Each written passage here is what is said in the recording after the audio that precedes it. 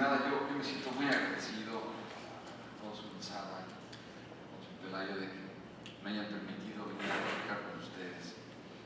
Para mí es muy emocionante poder hacerlo, porque yo en lo personal siento una gran vergüenza, una pena pues muy estremecedora, porque, no sé, cuando he visto, por ejemplo, ahora que estuve en Chicago, la cantidad de mexicanos que cruzaron la frontera descalzos, en condiciones de peligro también, por las policías, por el desierto, por el río, por todas las acechanzas, y veo que estos hombres, estas mujeres, aquí en Estados Unidos han logrado tener lo que nosotros en México no les pudimos dar, y que ahora estos mexicanos en su conjunto mandan 25 mil millones de dólares a México.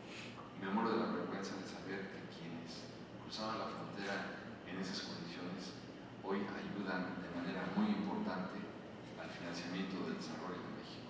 Entonces sí para mí decirlo es una obligación moral, porque es doloroso ver todo esto. Exportamos 20 mil millones de dólares de crudo, de petróleo, y las remesas que captamos por los inmigrantes se elevan a 5 mil millones de dólares más. Las divisas que captamos por el turismo son 12 mil millones de dólares. La inmigración manda 25 mil, el doble de los ingresos por turismo. Entonces, ¿qué puedo decirles sino muchas gracias, pero sí con la cara llena de vergüenza? Porque a mí lo que me hubiera gustado es que pues esto no se produjera, pero bueno, hay cosas que suceden. La verdad no sé, Alex, por dónde comenzar. Yo les iba a contar un poco el estallido, digamos, de la verdadera migración mexicana a Estados Unidos. Yo no sé la época que se da, y a lo mejor lo voy a entrar un poco en la historia, pero es que no se puede entender el presente sin haber pues, conocido el pasado.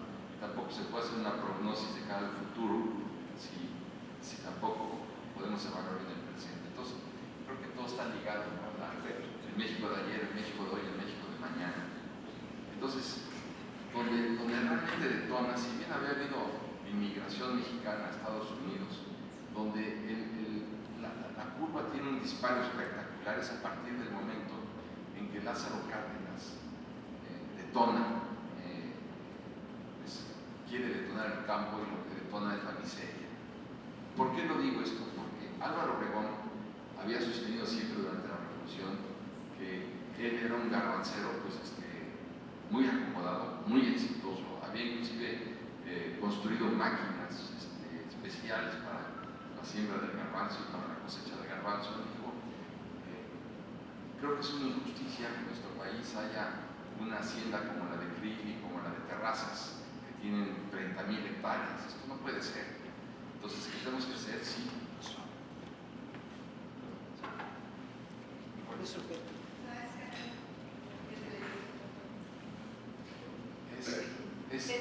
Sí, la idea es, Álvaro Obregón era un agricultor muy exitoso, él sostuvo siempre, tenemos que reducir estas extensiones de tierra. No es posible que un hacendado diga que Chihuahua está dentro de su hacienda, esto es imposible. Tenemos que llegar a la expropiación agraria, esto es irreversible y absolutamente necesario. Lo importante es saber cómo.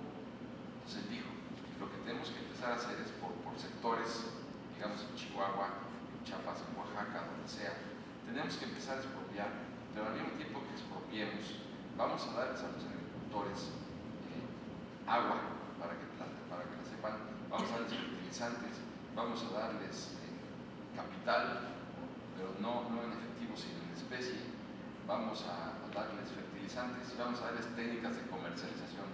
De nada sirve, decía Obregón, que les entregamos la tierra sin una pala, sin un asadón, sin fertilizantes, sin capital, sin nada, porque lo que vamos a hacer es crear miseria. Entonces, este era el plan del presidente Obregón. ¿Qué es lo que hace Lázaro Cárdenas? Lázaro Cárdenas, a partir del año de 1938, expropia 26 millones de hectáreas. 26 millones de hectáreas sin el plan establecido por Obregón, que se habían cansado de escuchar. ¿Qué fue lo que sucedió? Bueno, que si ustedes ven los datos, además del programa Bracero, de 1940 a 1965, se vienen en Estados Unidos 10 millones de mexicanos, 10 millones de mexicanos campesinos. ¿Qué pasó con el campo mexicano? Pues se abandonó. ¿Qué pasó con el campo mexicano? Quebró el campo mexicano. ¿Qué tuvimos que hacer los mexicanos? Con todo y que sí, hubo crecimiento en algunos aspectos, pero la verdad de las cosas que empezamos el proceso de importación de alimentos. Hoy México importa 22 mil millones de dólares de alimentos, la mayor parte obviamente de Estados Unidos. Claro que también exportamos jitomates de Sinaloa, claro que también exportamos, pero vamos, el efecto neto es una locura, porque no tenemos la soberanía alimentaria que tanto queríamos. Y esto tuvo un efecto tremendo, porque a partir de este momento se quedaron muchas mujeres mexicanas pues, en el campo, sin sus hermanos, sin sus maridos, sin sus padres. Y entonces, ¿qué pasó? Empezó un proceso de migración de las mujeres hacia las ciudades. Y en este proceso de migración hubo también otra perversión social. ¿Por qué? Porque pues, se relacionan con, obviamente, con carpinteros, con plomeros, con... ¿Qué sucede? Que muchas de ellas quedan embarazadas y el padre no quiere reconocer a sus hijos, ellas no saben qué hacer con los hijos, y empieza a surgir una generación de niños rechazados, antisociales, abandonados, sin educación, sin afectos, sin cariño. Y este es un efecto social que ahora se está estudiando por los antropólogos mexicanos, que también es muy importante. Entonces, el daño no solamente fue agrícola, sino que el daño también fue social, antropológico, psicológico, porque pues, estas mujeres no podían atender tampoco a sus hijos. Entonces, yo creo que pues, por ahí podríamos ver uno de los aspectos que después favorecieron mucho a los Estados Unidos, porque si ustedes ven la curva de crecimiento de la agricultura norteamericana a partir de 1940 es muy interesante, porque es cuando estalla la guerra. Estados Unidos entra en la guerra en diciembre del 41. Ya había aquí una buena cantidad de mexicanos, entonces en lugar de que México hiciera el gran negocio exportando pues, alimentos, verduras, vegetales a Estados Unidos, pues no lo logramos porque buena parte de los mexicanos ya se habían venido. Entonces ahí tenemos uno de los orígenes que habría que trabajar. Yo por supuesto, no tengo ningún empacho en decirlo, he criticado esta política del presidente Cárdenas, no yo solo, claro está, he criticado su política de los ferrocarriles, he criticado su política petrolera. Entonces, pero concretamente en lo que hace pues, a los mexicanos que están en Estados Unidos, la curva de migración se da a partir de que termina el gobierno de Lázaro Cárdenas con la expropiación de 26 millones de hectáreas. Pero bueno, finalmente somos lo que recordamos. Esto es donde yo quería empezar a poner el acento. Somos lo que recordamos, claro, también somos lo que comemos, pero somos lo que recordamos, y recordamos muy poco, porque a nuestros maestros lamentablemente nos engañaron, y nuestros maestros sin querer también nos engañaron a nosotros. Y como bien decía Santayana, quien no conoce su historia está condenado a repetirla. Y claro, nosotros no conocemos nuestra historia, y menos aún cuando los libros de texto salen con 145 errores ortográficos, que claro, los van a purgar, y las actuales autoridades dicen que fue la anterior administración. Eso es lo de menos.